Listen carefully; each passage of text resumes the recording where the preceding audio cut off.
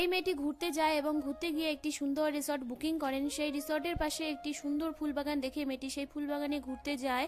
মেয়েটি ফুলবাগানে ঘুরতে গিয়ে একটি সুন্দর জায়গায় মোবাইল বের করে সেখানে ফটো তুলতে থাকে এবং ভুলবশত মেয়েটির হাত মৌমাছির গায়ে লেগে যায়। মৌমাছিগুলো তখনই মেয়েটিকে তাড়া করতে থাকে এবং তাড়া করতে করতে মৌমাছিগুলো মেয়েটির হাতে এসে কামড়ে দেয়।